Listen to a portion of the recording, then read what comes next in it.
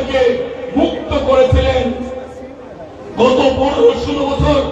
এবং খালেদা জিয়া হাসিনার কবল থেকে এই দেশের মানুষকে, এই দেশের গণতন্ত্রকে উদ্ধারের জন্য নির্লজ্জ চেষ্টা করেছেন। হাসিনার জলছাতুরের মাধ্যমে খালেদা জিয়াকে মিথ্যা মামলায় দণ্ড দিয়ে কারাগারে বন্দী করেছিল।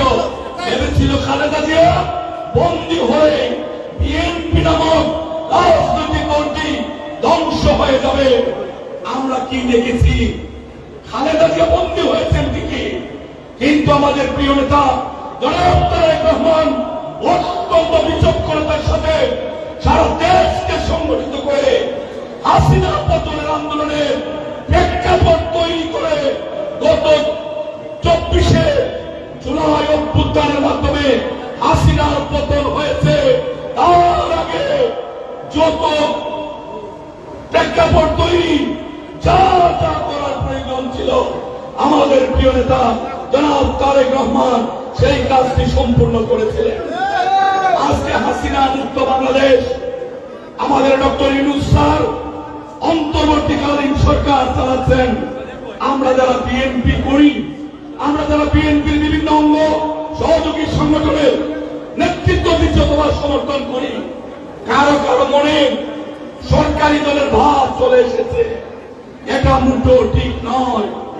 আগামী ফেব্রুয়ারি মায়ের রমজানের আগে ইনশাআল্লাহ বাংলাদেশের ত্রয়োদশ জাতীয় সংসদ নির্বাচন হবে।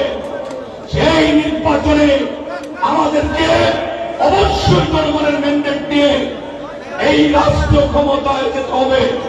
সেই জন্য বিএনপি একটি বড় রাজনৈতিক দল হিসাবে মানুষ আমাদের কাছে ভালো ব্যবহার আশা করে, মানুষ আমাদের কাছে দায়িত্বশীল ভূমিকা আশা করে। খেয়াল রাখবেন, তারেক রহমান সাহেব বারবার বলছেন, যারা অন্যায় করবেন, চাঁদাবাজি করবেন, সন্ত্রাস দুর্নীতি করবেন, তারা বিএনপি করতে পারবেন না। যত বড় নেতাই হন, সিলেটের লক্ষ্য করুন, কোম্পানিগঞ্জে লক্ষ্য করুন, দক্ষিণ সুরমায় লক্ষ্য করুন, হরিগঞ্জ জেলায় লক্ষ্য করুন, সারা বাংলাদেশে যারা এই দলের জন্য বিপর্যয় ডেকে এনেছেন, তারা